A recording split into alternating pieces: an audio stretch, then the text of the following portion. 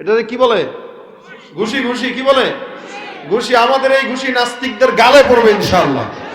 আমাদের এই ঘুষি বেঈমানদের গালের জন্য রেডি ইনশাআল্লাহ। নারায়ে তাকবীর। ছুটে আয় শাহজালালের নির্ভীক সৈনিকেরা, খতম করো নাস্তিকদের চালা চামুন্ডাগুলা। ওলিদের এই ভূমিতে বিপ্লবেরই মশাল জ্বালা, ওলিদের এই ভূমিতে বিপ্লবেরই মশাল জ্বালা। ছুটে আয় শাহজালালের নির্ভীক সৈনিকেরা, খতম করো নাস্তিকদের চালা চামুন্ডাগুলা। ঠিক কিনা? শাহজালালের স্বপ্ন ছিল আল কোরআনের জ্বলবে আলো, শাহজালালের স্বপ্ন ছিল আল কোরআনের জ্বলবে আলো। সে আলো ছড়িয়ে দিতে, সে আলো ছড়িয়ে দিতে বিপ্লবেরই মশাল জ্বালা। ছুটে আয় শাহজালালের নির্ভীক সৈনিকেরা, খতম করো নাস্তিকদের চালা চামুন্ডাগুলা। ওলিদের এই ভূমিতে বিপ্লবেরই মশাল জ্বালা, ওলিদের এই ভূমিতে বিপ্লবেরই মশাল জ্বালা। ছুটে আয় শাহজালালের নির্ভীক সৈনিকেরা, খতম করো নাস্তিকদের চালা চামুন্ডাগুলা। রাজি আছেন তো ইনশাআল্লাহ? নাস্তিকদেরকে কোনো ঠাঁই দেওয়া হবে না, এদেরকে কোনো সুযোগ দেওয়া হবে না। নেতা একদিকে, ইসলাম একদিকে, বাপ মা একদিকে, ইসলাম একদিকে, সমস্ত দুনিয়া একদিকে, ইসলাম একদিকে, আমার পীর বাবা একদিকে, ইসলাম একদিকে। যতক্ষণ নেতা, পীর, মা, বাবা আমার পক্ষে থাকবে, ইসলামের পক্ষে থাকবে, রসুলের পক্ষে থাকবে, ততক্ষণ আমিও তার পক্ষে থাকবো। যখন দেখবো সে আমার বিপক্ষে চলে গেছে, আমিও তার বিপক্ষে চলে যাব। এটা আমার ইসলাম, এটা আমার ঈমান। আমার ঈমান আমাকে এই কথা শিক্ষা দেয়, খবরদার টাকা দিয়ে গরু ছাগল কিনা যায়, টাকা দিয়ে মহিষ কিনা যায়, টাকা দিয়ে বাজার সদাই করা যায়, মগর টাকা দিয়ে মুমিনের ঈমান কোনোদিন খরিদ করা যায় না। এটা অনেক বড় একটা সম্পদ। এজন্য এই সম্পদ 10,000 টাকার বিনিময়ে এলাকার নেতার কাছে বিক্রি করেন না। এই সম্পদ 5,000 টাকার বিনিময়ে ইহুদি খ্রিস্টানের কাছে বিক্রি করেন না। আজকে বর্তমান সমাজে মুসলমানদের সন্তানদেরকে ইহুদি খ্রিস্টানরা 5,000 10,000 টাকা দিয়ে কিনে ফেলতেছে। জানেন আপনারা? 5,000 টাকার বিনিময়ে খরিদ করে ফেলতেছে। আর আমরা মুসলমানের সন্তানরা টাকা পাইলে গানের প্যান্ডেল করি, আমরা মুসলমানের সন্তানরা টাকা পাইলে ক্যাসিনোতে যাই, আমরা টাকা পাইলে দুর্নীতি করি, সুইস ব্যাংকে টাকা জমাই। আর ইহুদি নাসারারা টাকা পাইলে ওই টাকাকে তাদের ধর্মের পথে ব্যয় করে মুসলমানদেরকে ইহুদি খ্রিস্টান বানানো শুরু করে। আজকে মুসলমানের কি টাকা কম আছে? কম নাই। মুসলমানের সম্পদ আছে, টাকা আছে। এরা যদি খেদমত করতো, গোটা দেশ ইসলামের রাষ্ট্রে পরিণত হয়ে যেত ইনশাআল্লাহ। এজন্য যুবক, যতদিন তুমি ইসলামের পক্ষে থাকবা, ততদিন ইসলামকে অবমাননা করার সাহস কোন বেঈমান পাবে না ইনশাআল্লাহ। যতদিন যুবক ইসলামের পক্ষে, এই যুবকদের দাম আছে। এই শীতের ভিতরে আসরের নামাজের ওযু করে এশার নামাজ পড়ে একটা যুবক পারে, আর মুরব্বী এক ওয়াক্তের ওযু, এক ওয়াক্তে ওযু করবে তো দূরের কথা, এক নামাজ পড়ার জন্য 3 বার ওযু করা লাগে। দেখবেন হাত ধুইছে, এখন কুলি করছে, নাকে পানি দিছে, মুখটা ধুইব, কি হয় না? এখন নাতিরে বলে, নাতিকে আরেক বদ্দা পানি দাও, আর নাতি আরেক বদ্দা পানি দিছে। এখন ওযু করতে করতে করতে করতে করতে মাথা মাসে করছে, এখন পাটা ধুবে তো, এখন পা ধুইতে গেলে তো একটু চাপ দেওয়া লাগে উঠা, যে চাপ দিছে আবার শেষ। এখন আর নাতিরে বলে না, একটা ভয় ভয় লাগতেছে, কি নাতিরে 2 বার কেমনে বলা যায়? এখন নিজের কল নিজে চাপে কুটুস কুটুস করে। নাতি দেখে কি ব্যাপার দাদা, কল চাপুকে হইছে আর কি একটা। কি ব্যাপার, 2 বার দিলাম পানি ভইরা, 2 বার ওযু শেষ, এখন আবার লাগতেছে। কারে বুড়া তো তুইও হবি, ঢিলা তো আমার না, তোরও ঢিলা এক সময় হবে। কত ঝামেলা। জোয়ান মানুষ তার এক ওযুতে 3 ওয়াক্ত নামাজ পড়ে, মুরব্বী ওযু বারবার ভাঙে। জোয়ান মানুষ যখন থাকে তখন ছাত্রলীগ ডাকে, ছাত্রদল ডাকে, ওই লাগ ডাকে, ওই লীগ ডাকে, সেই দল ডাকে, নানা মানুষ খালি ডাকবে, দোস্ত আমার দলে চরমনায় করে বলেছেন 3 দিনে চরমনায় যায়, তবলিগরা বলে 3 দিনে চলেন যাই, সময় লাগায়। সবাই কেবল যুবকরে ডাক দেয়, বলে কেন? বলে যুবকের পাওয়ার আছে, এই পাওয়ারের দাম আছে বিদায় যুবককে যেখানে পারবো সেখানে কাজে লাগানো যাবে। মুরব্বী দিকে সমাজ চলে না, সমাজ চলে যুবক দিয়া। দেখেন না আমাদের দেশের প্রধানমন্ত্রী সব মুরব্বী গুলারে মন্ত্রিত্ব বাদ দিয়া জওয়ান গুলারে বসায় দিয়েছে মন্ত্রী। কেন এক একজন আমরা ইউটিউবে দেখছি এরা বক্তব্য দিতে গেছে তো প্যান্ট খুলে গেছে, নিজের হুঁশ নেই। স্যার স্যার স্যার বলে কি, প্যান্ট তো খুলে গেছে, প্যান্ট আলগাইবো না বক্তব্য দিব কোন। কিন্তু জোয়ান যদি হয় সবকিছু টাইট ফিট আছে। জোয়ান যদি ইসলামের পক্ষে থাকে ওর মতো ভালো আর কেউ থাকে না। ও যদি দুর্নীতিবাজ হয় তো ওর মতো খারাপ আর কেউ হয় না। আমরা দোয়া করি এলাকার সব যুবকদেরকে আল্লাহ পাক দ্বীনের খাদেম বানায় দেখ, বলেন আমিন। যুবকরা সমাজের জন্য লড়বেন।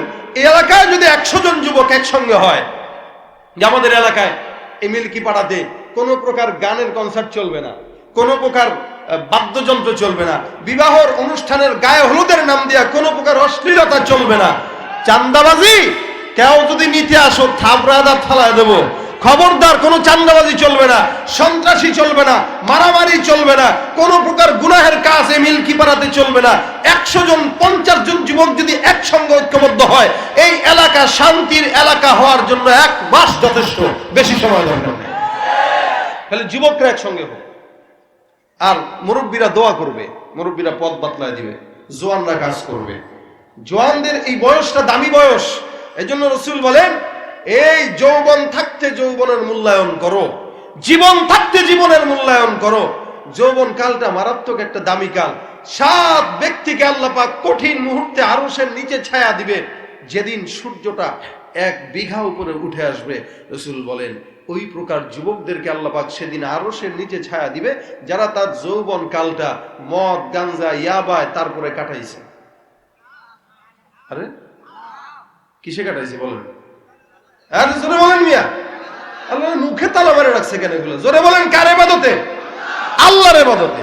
যেই যুবক তার যৌবন বয়সটা আল্লাহর ইবাদতে কাটাবে আল্লাহ পাক তাকে আরশের নিচে ছায়া দান করবেন। সুবহানাল্লাহি ওয়া বিহামদিহি। আল্লাহর আরশের নিচে ছায়া চান তো ইনশাআল্লাহ। যৌবন বয়স এটা কাজে লাগাবেন। তো ভালোবাসা, প্রেম, প্রীতি সবকিছু হবে একমাত্র আল্লাহর সঙ্গে, আল্লাহর জন্য। রাসূল বলেন আল হুব্বু ফিল্লাহ ওয়াল বুগদু ফিল্লাহ।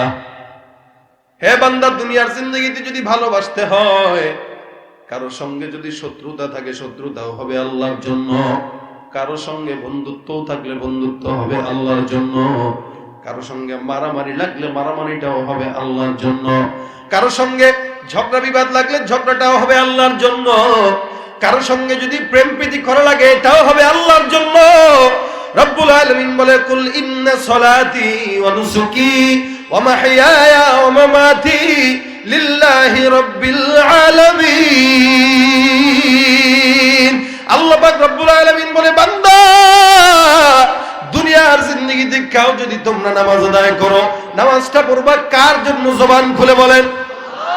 আমার নামাজ, আমার কুরবানি, আমার হজ, আমার ইবাদত সব কিছু যেইটা করব না কেন আল্লাহ পাক রব্বুল আলামিন শিখায় দেয় বান্দা এই সব কিছু কার জন্য?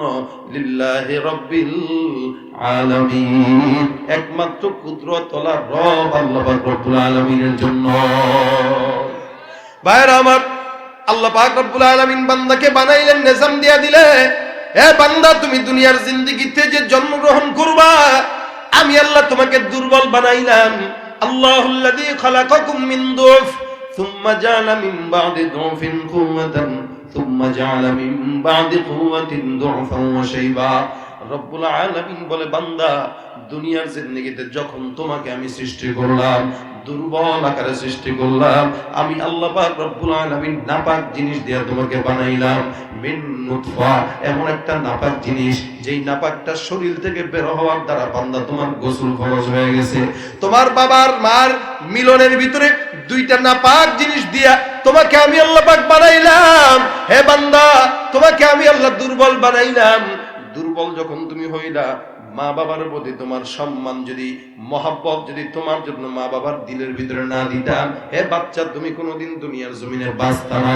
এই যে শীতের রাত্রিতে প্রস্রাব করে মায়ের কোল ভাসায় দাও, বাবার জামাটা ভিজায় দাও, কোনোদিন তো বাবা এটা বলে নাই সন্তানটারে ফেলে দিয়ে আসি, মাও কিন্তু এটা বলে নাই সন্তানটাকে ফেলে দিয়ে আসি। হে মুসলমান, আল্লাহ পাক এতটা মহব্বত আপনার জন্য আপনার মা বাবার দিলে ঢুকায় দিছে।